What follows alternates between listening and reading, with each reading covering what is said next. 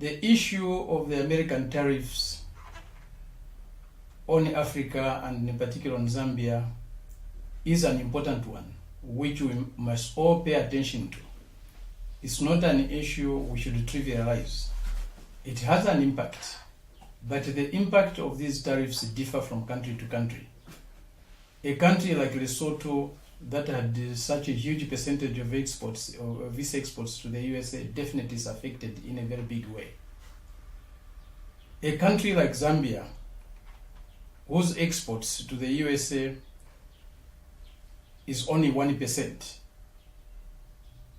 of its exports, the impact may be different. The USA is not a big market for the African continent. African exports total 700 billion per annum, and only about 4% of that goes to the USA. So Trump's tariffs on Africa may not have that impact that is intended to have. However, they may have an indirect impact if they trigger a recession in China, where most of our exports go. If there's a recession in China, it means China will not take so much of our exports, and we'll have a big problem. But also, it offers an opportunity for us on our unprocessed minerals that go to the USA.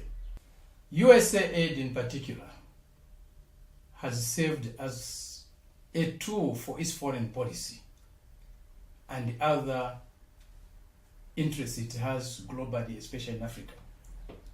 They have leveraged their aid to achieve policy options they desire.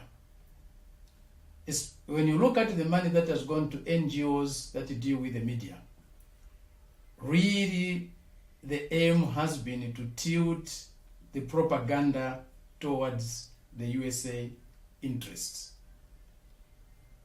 There's now a lot of documented evidence, and some of it has been released by the Trump administration themselves through their Department of Government Efficiency, DOGE, that American aid through the defunct USAID was to advance American foreign policy interests in the world, including in Africa.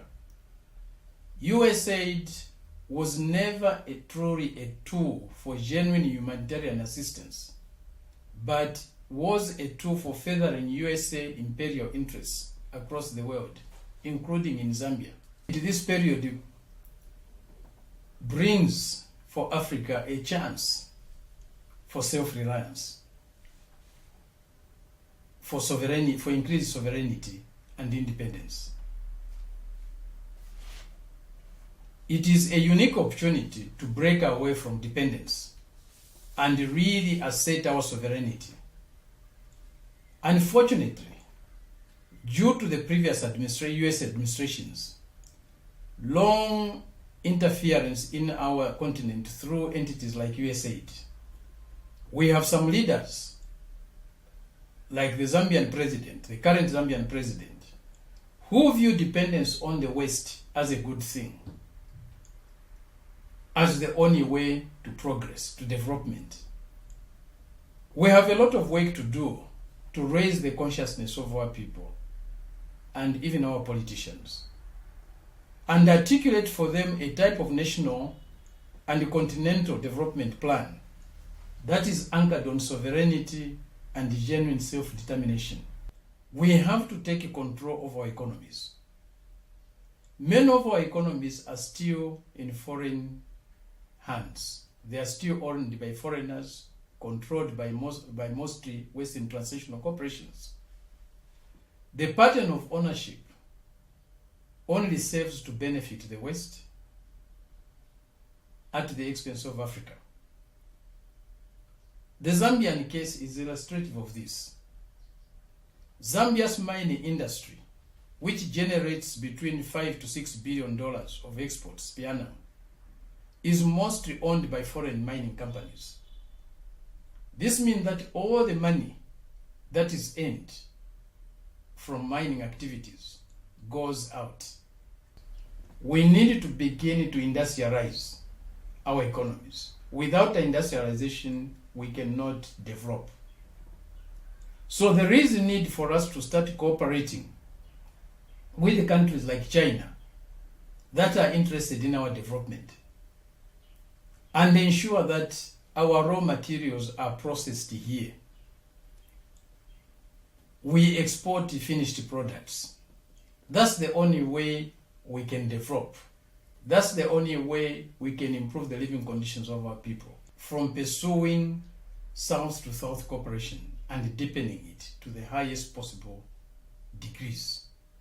Indeed, as I've already highlighted, more South to South cooperation with all the sister and brother countries in the South will improve our economies tremendously.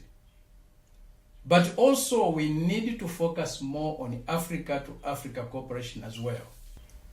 The only progress we can make is if we start benefiting from the resources that we have, the resources that are being exploited on the African continent in a beneficial way.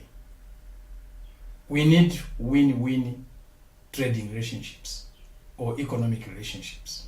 France has been one of the most destructive forces in Africa's history. Many coups that cut short assertions of sovereignty in Africa had France's fingerprints all over. So we are happy to see that many countries are expelling that neocolonial country. This will only serve to enhance our sovereignty, our independence, and consequently help us to develop. And these countries need our support. The biggest problem in the Congo is the resources the Congo possesses, the immense resources the Congo possesses. The solution to the Congo's problems must be found by the African people themselves, especially the neighboring country. We need to bring Rwanda, Uganda, Tanzania, Zambia, and South Africa, among others, to the table, under the auspices of the African Union. The solutions to the Congo should not come or should not be drawn up in Washington, should not even come from the United Nations. It's time we resolve the Congo problem we ourselves. In Africa, in the Sahel, it's good they are living. They are being expelled. Because the interest of those foreign troops was not the security of the Sahel countries, was not the security of Africa. Africa today is not truly for Africans. And if we don't make it truly for Africans, we'll continue to have these problems.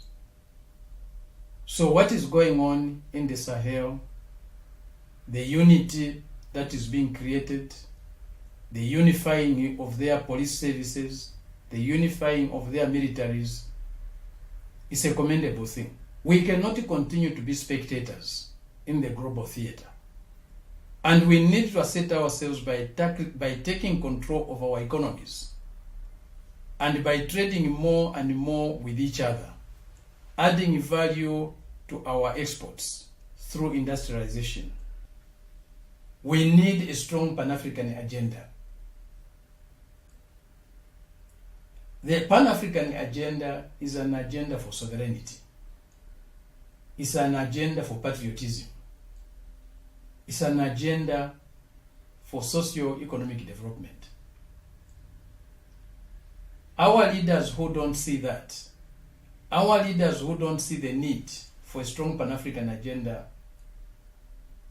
will have to answer for their role in history.